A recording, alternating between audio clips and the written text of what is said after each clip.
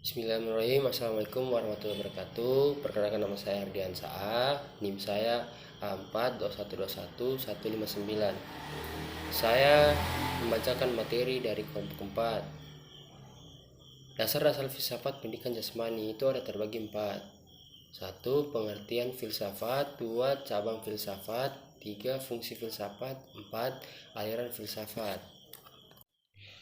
Pengertian filsafat yaitu adalah studi tentang seluruh fenomena kehidupan dan pemikiran manusia secara kritis dan dijabarkan dalam proses mendasar. Filsafat tidak didalami dengan melakukan eksperimen dan percobaan, tetapi dengan mengutarakan masalah secara persis.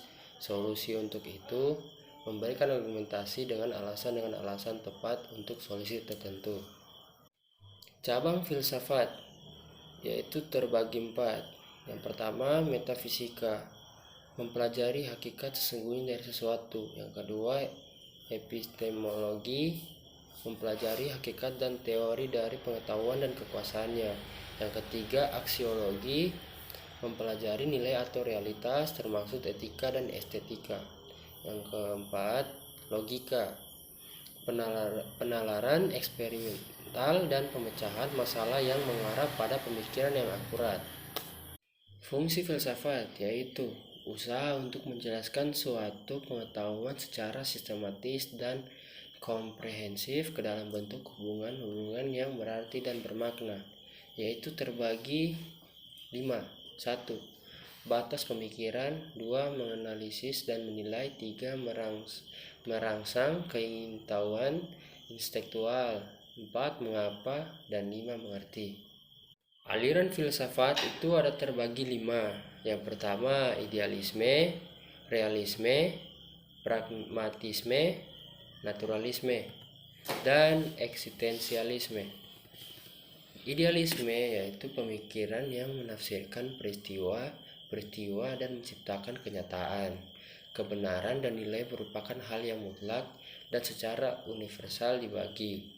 Idealisme dalam penjasor. Idealisme dalam penjasor yaitu terbagi 5. Yang pertama, penjas dan olahraga lebih dari sekedar fisik. Yang kedua, menekankan perkembangan proses pemikiran dan jiwa. Yang ketiga, aktivitas dan kebugaran jasmani dinilai atas kontribusinya terhadap kepribadian seseorang.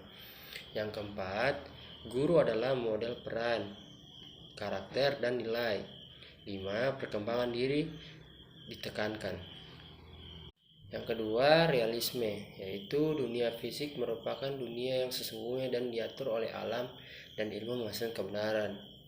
Realisme dalam penjasor yaitu terbagi 4. Penjas dan olahraga harus fokus pada perkembangan total manusia. Yang kedua, penjas dan olahraga sangat bernilai sebab kontribusinya terhadap kesehatan. Yang ketiga, program-programnya didasarkan atas pengetahuan ilmiah dan progres yang diatur dengan baik. Yang keempat, drill digunakan secara ekstensif dan pembelajaran dievaluasi secara objektif. Sekarang yang ketiga, pragmatisme, yaitu kenyataan ditentukan oleh pengalaman hidup individu dan individu belajar tentang kebenaran melalui pengalaman, yaitu kurikulum harus didasarkan pada kebutuhan dan minat siswa. Praktisme dalam penjasor, guru berperan sebagai pembimbing. Kurikulum harus variatif sehingga tersedia perbedaan pengalaman belajar. Pembelajaran dicapai melalui metode problem solving. Sekarang keempat, naturalisme. Kenyataan dan hidup diatur oleh hukum alam dan individu lebih penting dari masyarakat. Naturalisme dalam penjasor yaitu terbagi 6. Yang pertama, aktivitas fisik adalah penting bagi perkembangan manusia seutuhnya. Yang kedua, penjas dan olahraga menyediakan suatu media bagi perkembangan keterampilan fisik, mental, sosial, emosional, dan moral. Yang ketiga, siswa mengatur dirinya sendiri. Yang keempat, pembelajaran individual melalui aktivitas diri membawa pada pencapaian tujuan individual. Yang kelima, kompetensi terhadap orang lain tidak diajarkan akan tetapi dengan dirinya sendiri. Yang keenam, bermain merupakan bagian yang penting dari proses pendidikan. Yang terakhir yaitu eksistensialisme, kenyataan berdasarkan pada eksistensi manusia dan pengalaman individu menentukan apa yang kemudian menjadi kebenaran, yaitu eksistensialisme dalam penjelasan Rada terbagi 4.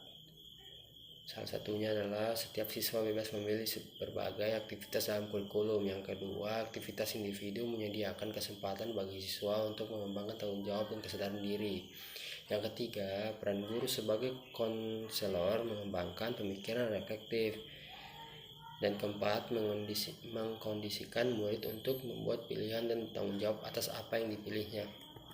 Dan sekian, terima kasih. Wabillahi taufiq wal hidayah. Wassalamualaikum warahmatullahi wabarakatuh.